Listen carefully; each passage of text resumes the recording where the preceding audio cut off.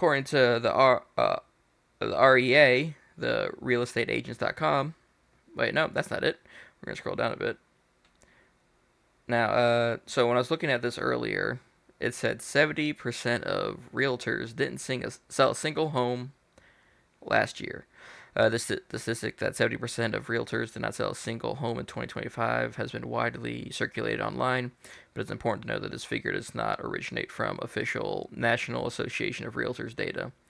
Instead, it was made by a Redfin executive at an Inman Connection trade conference. The 70% figure includes every active license registered in multiple listing services, which encompasses part-time workers, blah blah.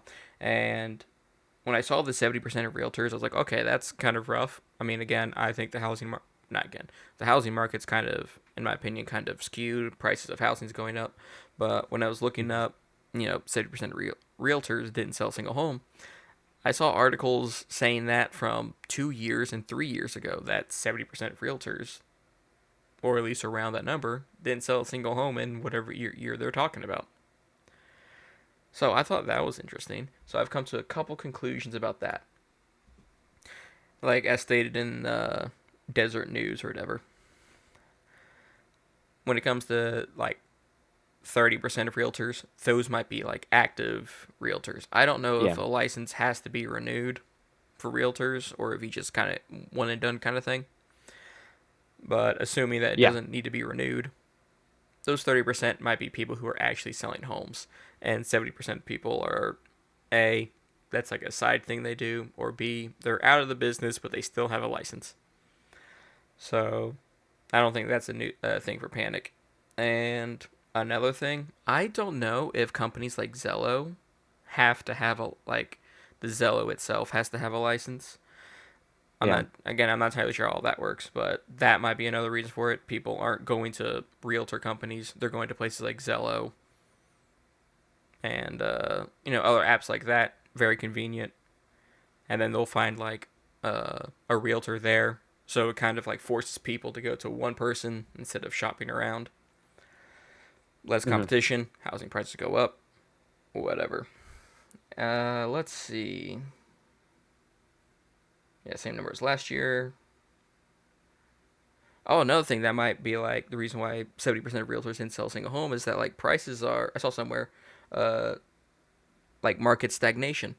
Prices are getting so high that people are just like, I don't need a house. It's not worth the investment. Um, so people are like, I'd rather just spend my money doing something else, or finding like maybe more luxurious apartments. But with the whole like prices consistently going up, people don't want to buy houses. Like I remember reading somewhere that the average age of first time home buyers, like I know you don't like the word average, but like in the past couple of years, the average age is like 40 for first time home Yeah. buyers. So Yeah. now, What's the statistic? The average age for a home buyer in 2005 was 39. The average age for a home buyer in 2025 was 59. Kind of sounds like they grew 20 years in 20 years.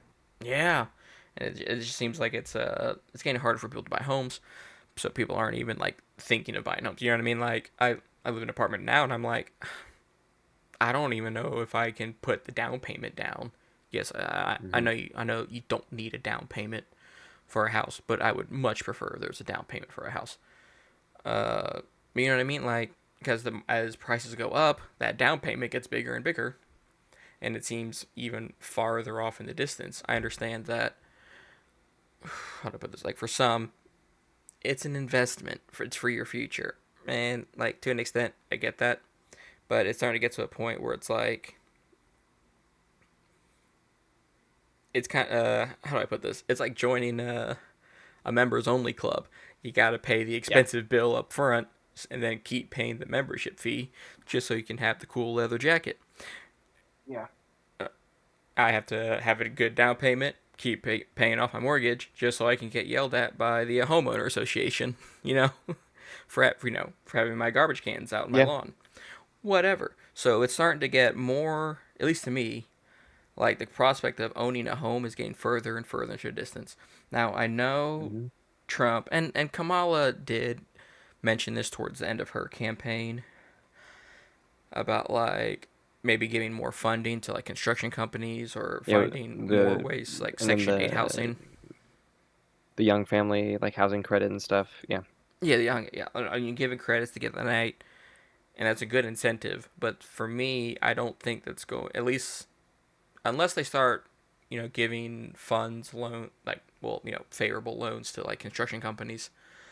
Like that's until that happens, creating more houses because it's supply and demand. There's a lot of demand, not a lot of supply of houses, so price is going to be high. yeah, So until the more supply of houses there is, it's just going to keep going up. So providing yeah, tax credits or tax relief, first time home buyer stuff, tax leeway, whatever. It's not increasing the amount of homes we have. yeah. So Well, an interesting part of that when it comes to the discussion of housing is housing is like it's a national problem, but it's a local issue. So, for example, um, when Nebraska builds like 500,000 homes. That's not helpful.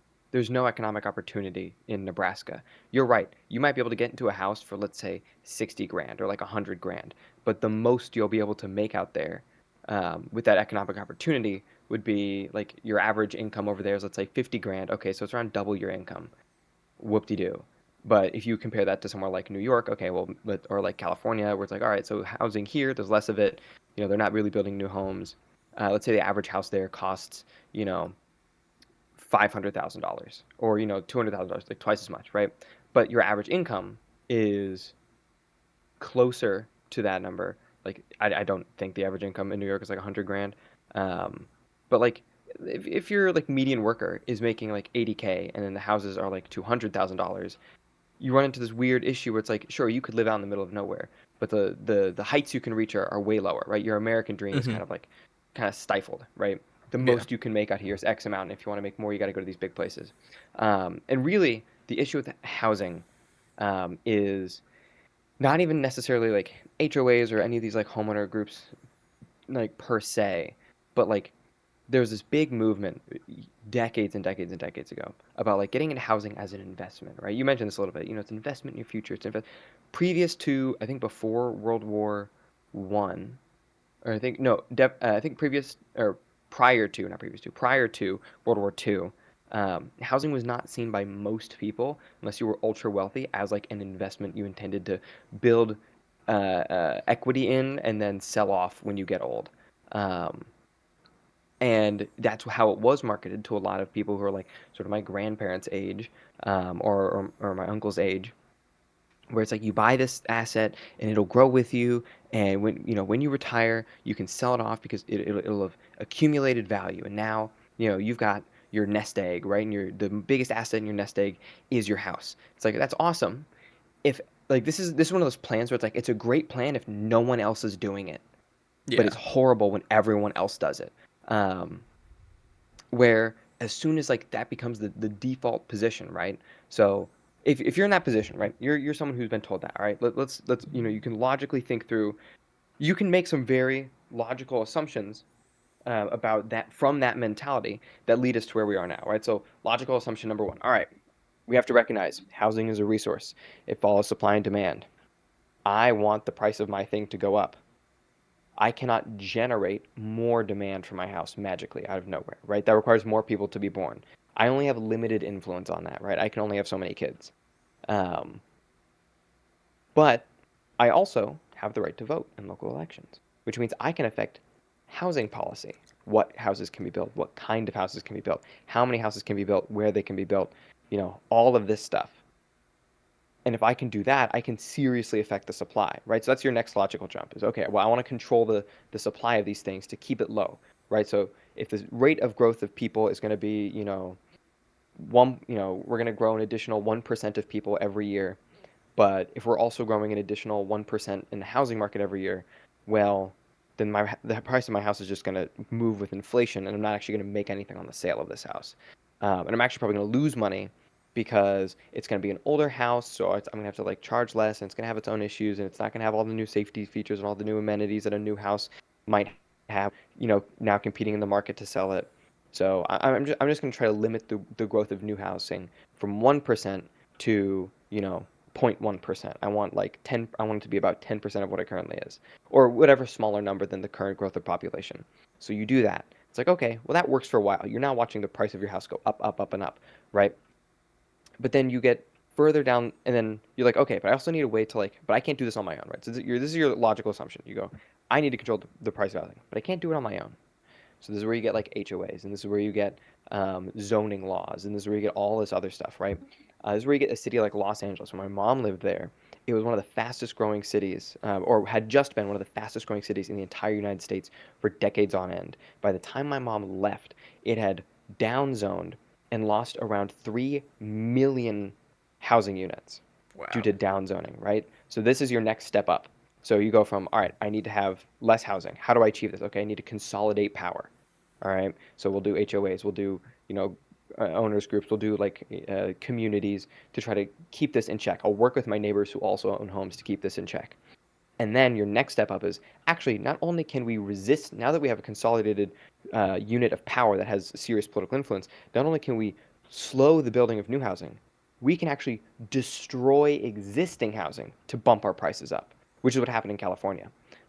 Specifically, LA is the city that has suffered from it most. But a ton of American cities have had downzoning where huge apartment areas were basically paved out because the nearby neighborhoods that had more voting influence, because generally people who owned homes for a longer period of time tended to have their roots deeper in the ground. They also additionally tended to be older and thus more politically involved. This just seems to be the case in America, that the older you are, the more politically involved you are, because generally probably the more free time you have.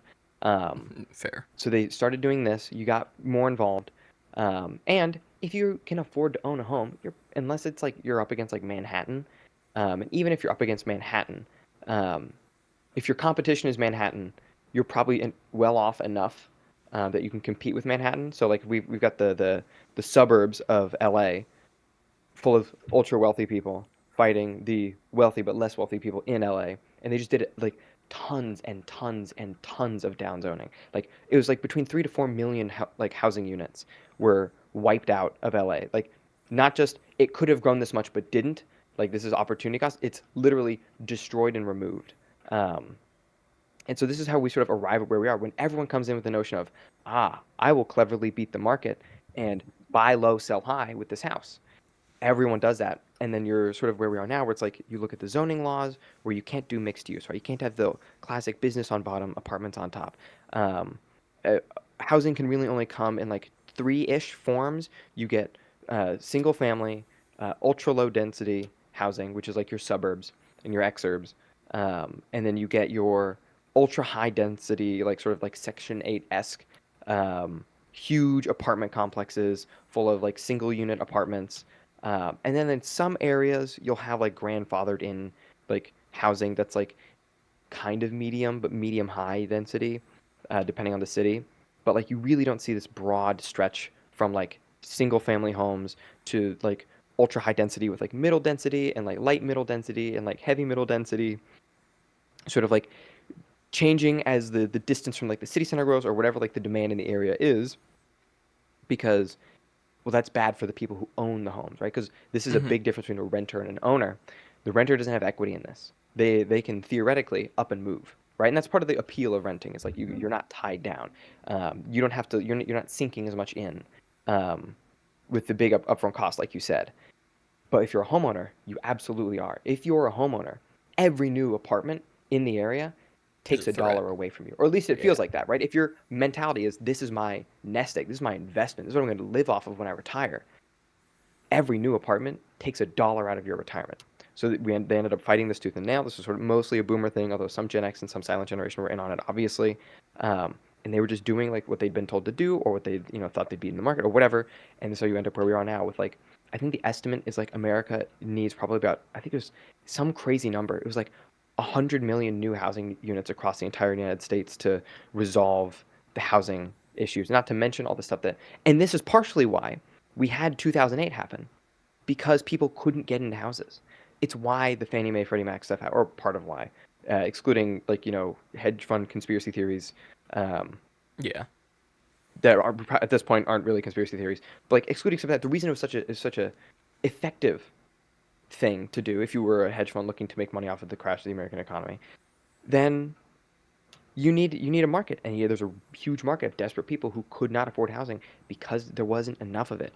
And then 2008 happens, and now basically no housing gets built. There was some housing getting built before it, at a decent pace, but post 2008, no housing is getting built. Like you can look at all the graphs. It like tanks after 2008, 2012. Like it's just gone. There are no new housing units getting built. And the kind of new housing units that get built are single family homes, big houses in like small lots, trying to take up as much space as you possibly can, um, because that's where the market pressures are going, right? If you're a development company and you're going, okay, I can either fight tooth and nail against City Hall and all of these HOA groups to build an apartment complex that has 500 people in it for, X amount, or I can spend half of that to build three, or I can spend that money to build three houses that they won't fight. That's easier for me to do and sort of more aligns closely with where the market demands are. Because, like, if you're a new person, you're looking to get into housing, um, it's your best bang for your buck is building a house. But yeah, I'm not surprised that, Hmm. what was it, like 70% hadn't sold a new house. Um, I wouldn't be surprised if that was like totally 100% accurate because right now it feels like, and I'm Gen Z is still on a decent path for home ownership. It's not like, everything is horrible all the Yeah. time and nothing's ever gonna go well again. Like Gen Z's on a pretty normal path. Millennials are on a pretty normal path, but it is definitely a more taxing path to remain on than it was for previous generations. Um, a home is a much more high commitment, high investment asset for younger generations than it was for older generations. Hmm. Um, and they don't have as many options as older generations did when it comes to like if you want to live in one of the big economic centers in the U.S. and you really want to like make something of yourself, like sort of live that American dream. Um, Good luck, man. New York isn't cheap. LA isn't cheap. Miami isn't cheap. Dallas really. Well, and here's the kicker. I say Dallas. Houston, Texas and Dallas, Texas are the like poster children for it literally is just market problems. They were having issues just like everyone else with really high prices. High prices of renting, high prices of home. You know what Texas did? Texas said, "You know what? Build like crazy. We will just rubber stamp every, building permit and we will bulldoze any HOA that gets in your way." And you know what happened to rents? They stabilized and then they went down. It's cheaper now to live in Houston or Dallas than it was 3 years ago. That's seen nowhere else in the United States. It's literally a market issue. It's a solvable, resolvable issue. But the issue is, it you do have to sort of take this sort of like very we will bulldoze the old people who get in your way who think that this is their retirement nest egg.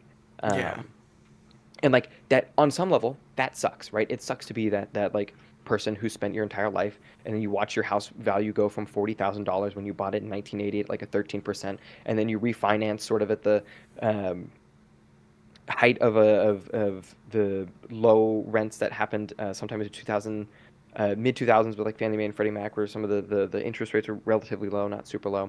So you got it like 40,000 at like 13%. You paid that, you paid that, and you paid that, and then you could refinance at a better percent. So then you paid that off, and then your house was probably paid off sometime around 2010. So you've owned your home for maybe 15 years now, and then you watch the price go from 40,000 to 80,000 to 150,000 to 200,000 to 500,000 to $1 million, right? Whatever. Hmm. Or like even if it's just 600K, right? $40,000 to $600,000 because of market forces. You're looking at that going, "Man, if you're only retiring on like $1 million, that's 60% of your retirement." And then you watch them come in. You watch your local government come in and go, "Hey, I know you just spent the last 30 years like building your entire, last 10 years of life around the sale of this economic asset, but we hate to break it to you. Uh, yeah, we're building like 6,000 new apartments and you're gonna watch that 600K drop to like 100 in like a year and a half. Sorry, man. Good luck." It's like, well, fuck. I'm old. I'm starting to retire. I've got nothing else going on. Like, I didn't invest as much in stocks because I thought I had a much more reliable thing here in real estate. Like I didn't realize it was going to vanish. And it's like I do have a little bit of empathy for that. Obviously, the young A man in me little wants to bit, yeah. go fuck the old, yeah, fuck the old people. I want a future, and I don't care if it means taking away yours because you have 10 years ahead of you. I have 80. Like, Mm-hmm. this isn't even remotely comparable. Go die early for all I care. Um, Yeah. but like, and like as much as I want to say that, I recognize that there you do have to sort of like make some sort of appeal. And the kicker of all of this is, and this is to me the kill shot question: who are you gonna sell it to? If kids can't live, right, young people, 20s, 30s, can't live in giant economic centers where they stand to make a ton of money, who are you selling to? Yeah. Because there's no one.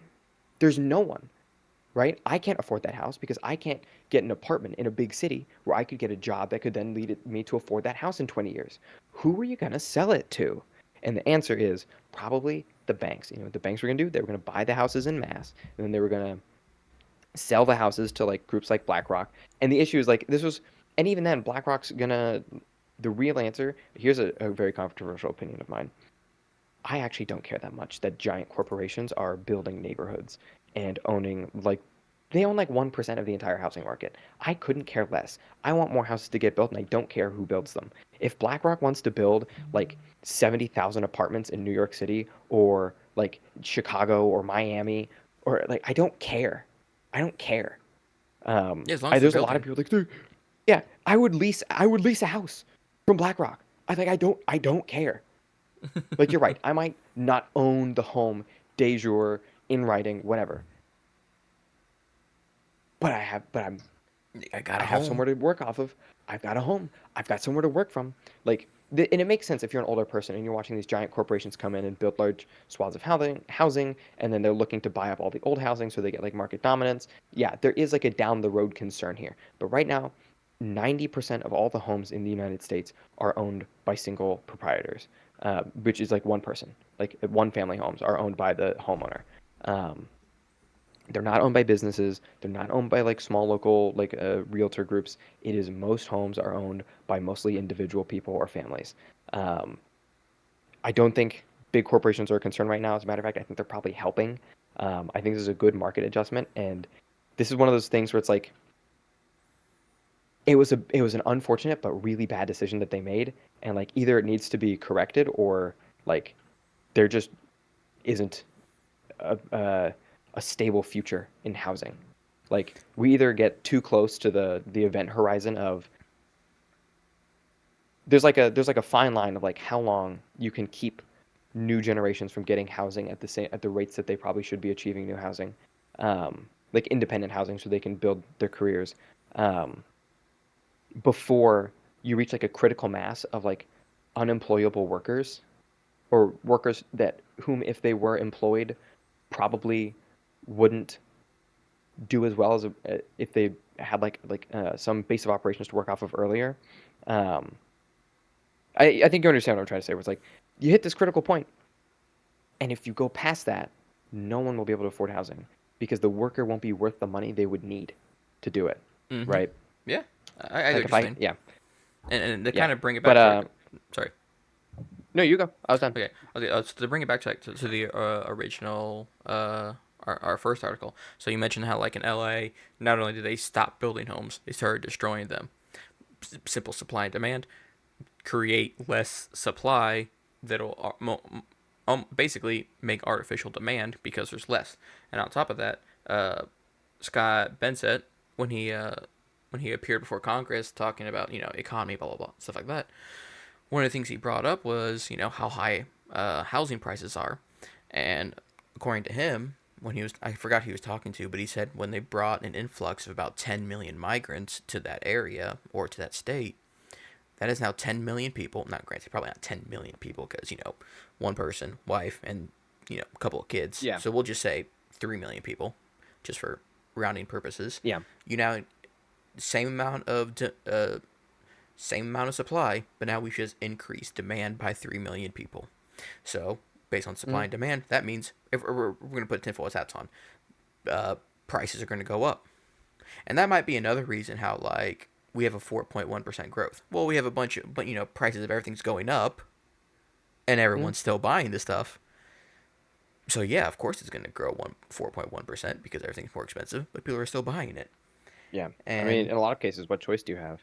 yeah, And some part of me is like, I would kind of maybe believe that like immigrants have a hand to play, which I mean, I'm sure they do. If they weren't like, all construction workers, like, come on. yeah. So that's that. And another segue, the whole like an increase the amount of people willing to buy a product will lead us straight into IPOs.